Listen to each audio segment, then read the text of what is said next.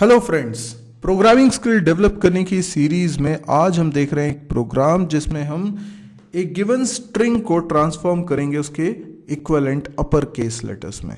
यानी इसका मतलब क्या हुआ, जैसे हम सबसे पहले यूज़र से एक स्ट्रिंग एंटर करवाएंगे। देखिए, कोई भी प्रोग्राम हमें बनाना होता है, इस सीरीज़ में हम ये भी समझना चाह रहे हैं कि वो प्रोग्राम बनाने की सही अप्रोच क्या होती है। मैं सिर्फ 3 टिप देता हूँ, आप उसको अगर फॉलो करिए तो सब कुछ आपसे इजीली बन जाएगा। पहली टिप ये है कि जो क्वेश्चन दिया जा रहा है उसको प्रॉपरली समझिए। आपको क्वेश्चन क्या दिया गया है कि हम एक प्रोग्राम बनाना चाहते हैं जिसमें स्ट्रिंग को उसके अपर केस में ट्रांसफॉर्म करना है, और इसके लिए हमें कोई प्री डिफाइंड फंक्शन जैसे कि str upr यूज़ नहीं करना है। तो अभी आपको क्वेश्चन क्लियर हुआ कि नहीं? यूज़र से आपने एक स्ट्रिंग एंटर करवाई। अब वो स्ट्रिंग कुछ भी हो सकती है। फॉर एग्जांपल वो स्ट्रिंग है कंप्यूटर, तो यूज़र ने एक स्ट्रिंग एंटर करी है, दैट इज़ कंप्यूटर। आप इसे किस में रखेंगे? तो आप एक कैर एरे बनाएंगे। तो आपने एक कैर एरे बना लिया और उसके अंदर ये स्ट्रिंग रख ली। ठीक है, ये कैर एरे के अंदर कंप्यूटर हो सकता है कैपिटल लेटर में हो सकता है स्मॉल लेटर में हो सकता है पहला लेटर कैपिटल हो बाकी सब स्मॉल हो, कैसा भी यूज़र एंटर कर सकता है। तो हमें तो इसे कैपिटल लेटर्स में यानी अपर केस में कन्वर्ट करना है। तो पहली टिप हमारी ये थी कि प्रोग्राम को अच्छे से समझिए। क्या आपको प्रोग्राम में समझ में आया कि आपको एग्जैक्टली करना क्या है? दूसरी टिप ये है कि आप आउटपुट स्क्रीन को इमेजिन करिए। आप आउटपुट स्क्रीन को इसलिए इमेजिन करिए कि आपको पता चले कि यूज़र क्या चाहता है। इस सॉफ्टवेयर को जब बना लेंगे तो यूज़र इस सॉफ्टवेयर को चलाएगा तो उसे स्क्रीन पे क्या दिखना चाहिए, क्या वो एक्सपेक्ट कर रहा है। तो हमने वही चीज़ पहले सोची। इसको सोच लेने के बाद हमको प्रोग्राम बनाना बहुत ईजी लगेगा। सबसे पहले हम क्या चाहते हैं? हम चाहते हैं कि यूज़र एक स्ट्रिंग एंटर करे, तो एक मैसेज स्क्रीन पे दिखना चाहिए। वो मैसेज क्या हो सकता है? वो मैसेज हो सकता है एंटर अ स्ट्रिंग। अब इस मैसेज को देखकर यूज़र को लगेगा कि हाँ, मुझे एक स्ट्रिंग एंटर करनी है। तो ये मैसेज कैसे स्क्रीन पे दिखने वाला है? तो हमारे दिमाग में सबसे पहले थॉट आएगा कि हम अगर printf लिखेंगे तो ये मैसेज आ जाएगा। तो जब हम प्रोग्रामिंग करना स्टार्ट करेंगे तो प्रोग्रामिंग में हमें एक printf लिखना होगा। हमने लिखा printf, और printf में हमने लिख दिया एंटर अ स्ट्रिंग। ओके, अब इसके बाद हम क्या एक्सपेक्ट कर रहे हैं? हम एक्सपेक्ट कर रहे हैं कि यूज़र एक स्ट्रिंग एंटर करेगा।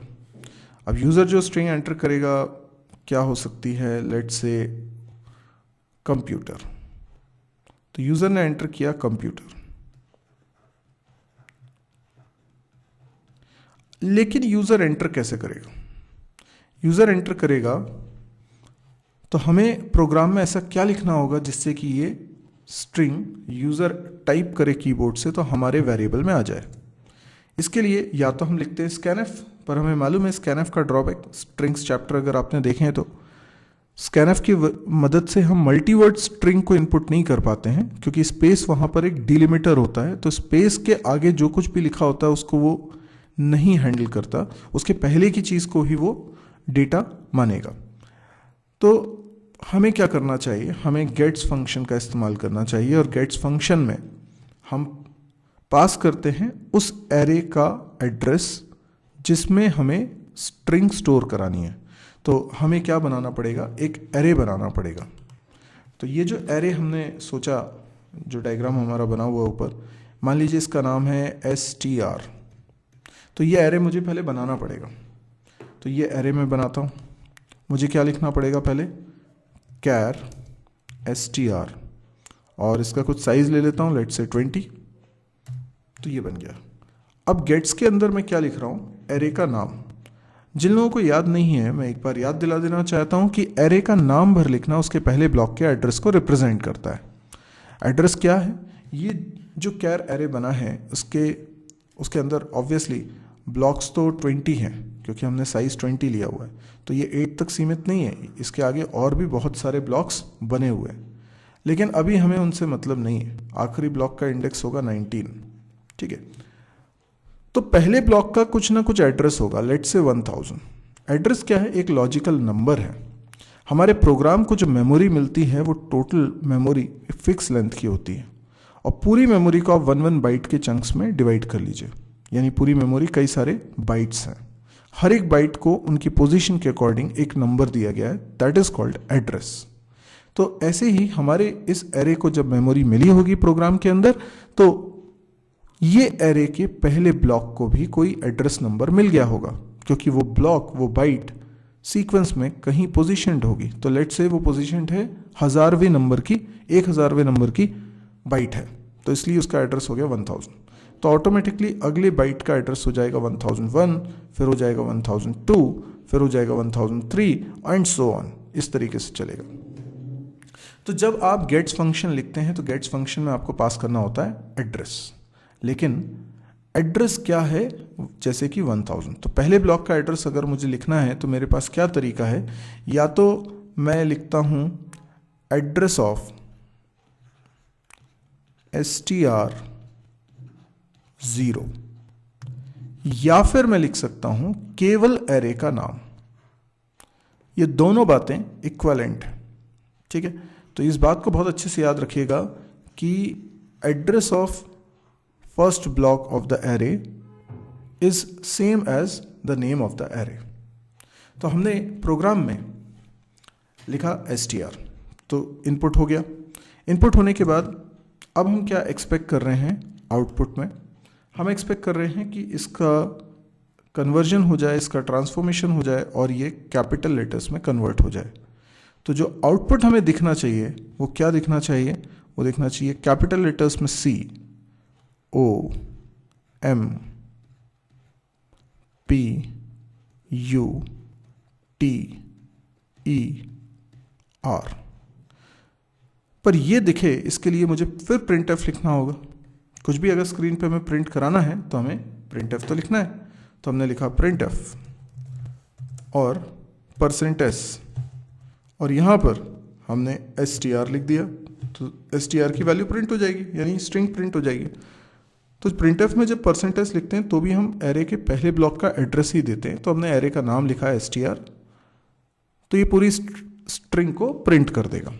लेकिन स्ट्रिंग अभी अपर केस में कन्वर्ट नहीं हुई, तो अपर केस में पहले कन्वर्ट करूँ, यानी इस गेट्स के बाद, क्योंकि गेट से स्ट्रिंग पहली बार इनपुट होगी, यानी अभी हमें स्ट्रिंग मिली है और स्ट्रिंग को प्रिंट कराएंगे इस printf से, लेकिन इन दोनों के बीच में मुझे स्ट्रिंग को कन्वर्ट करना है अपर केस में।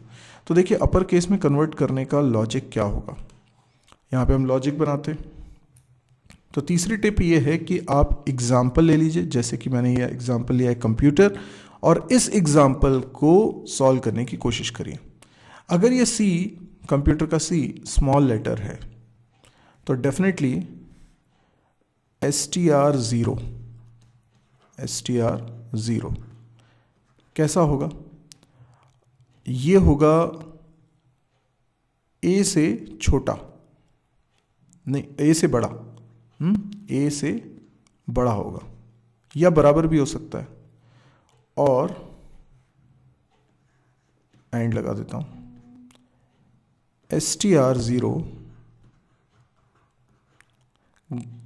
लेस देन होगा, लेस देन और इक्वल टू स्मॉल z से।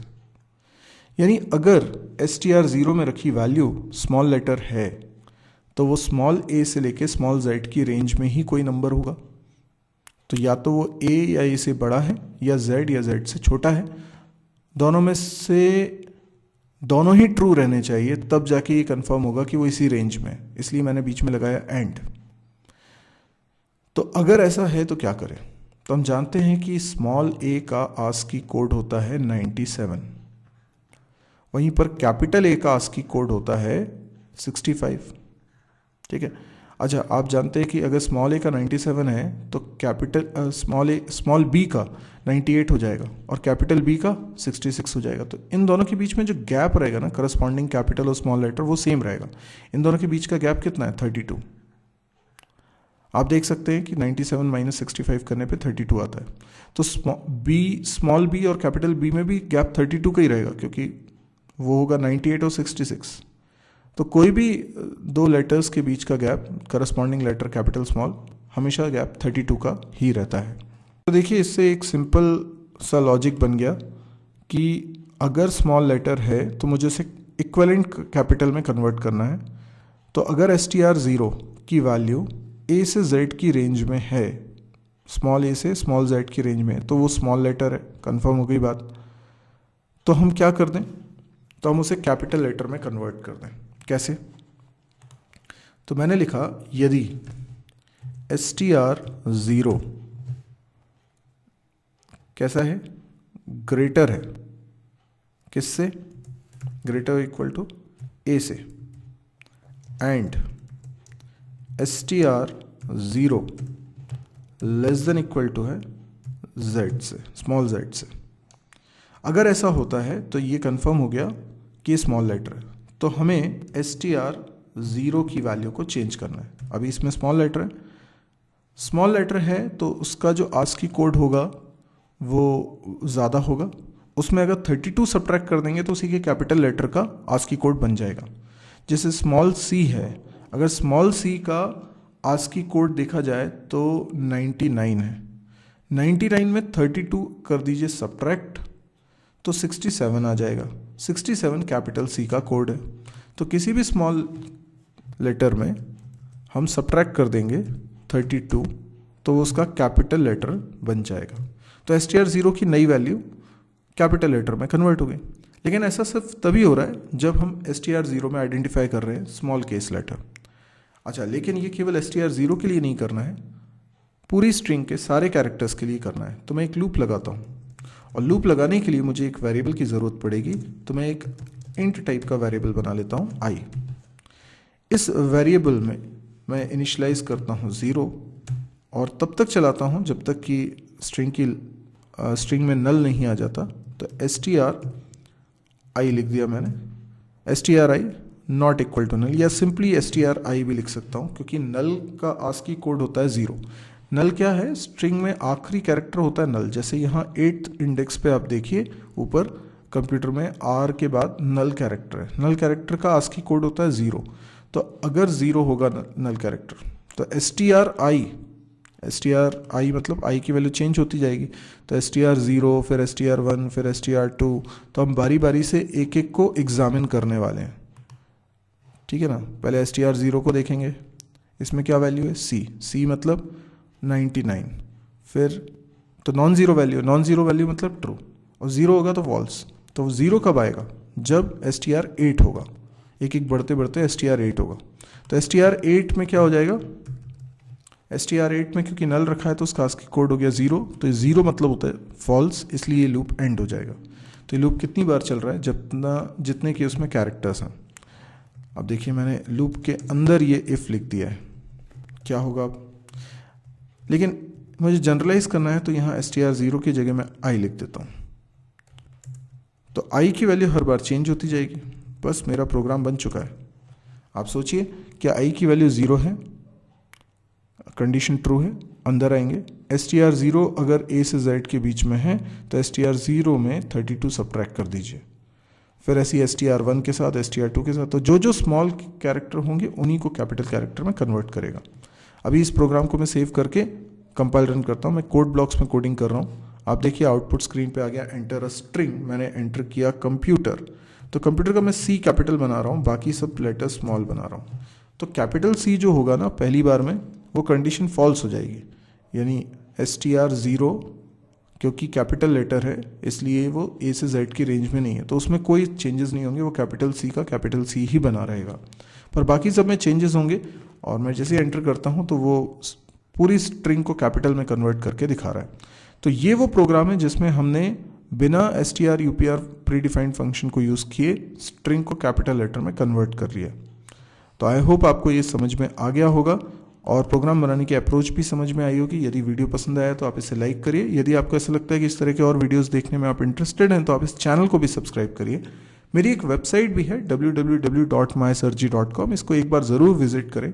इस वेबसाइट पे आपको C++, Java, PHP, MySQL, data structure, DBMS, programming exercise, campus preparation, इन सबके वीडियो सीरीज़ मिलेगी। तो काफ़ी सारे वीडियोज़ इसमें रखे हुए हैं, सारे के सारे वीडियोज़ हिंदी में हैं और फ्री ऑफ कॉस्ट है।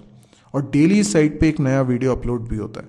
तो अगर आपको लगे कि ये बहुत ही काम की है आपके, तो ऐसे बहुत सारे लोग हैं जिनके लिए बहुत काम की। मैंने इसे फ्री में बनाया इसलिए कि ताकि सब लोग इसको आसानी से देख सकें। इसके लिए कोई चार्ज पे करने की ज़रूरत नहीं है, लेकिन मेरी एक मदद इतनी करिए क्योंकि मैं सब लोगों तक इसको फैलाना चाहता हूँ। तो अगर आपको लगता है कि वाकई में वर्थ है, मीनिंगफुल है, लोगों के काम का है, तो आप प्लीज़ इसको शेयर ज़रूर करिए। शेयर करने में बहुत आसान है। आप या तो वेबसाइट को या वीडियो को या दोनों को फेसबुक के वॉल पे शेयर कर दीजिए। तो बस आपको लिंक कॉपी करके पेस्ट करना है और कुछ भी नहीं है, तो बहुत ईजी है। Thank you.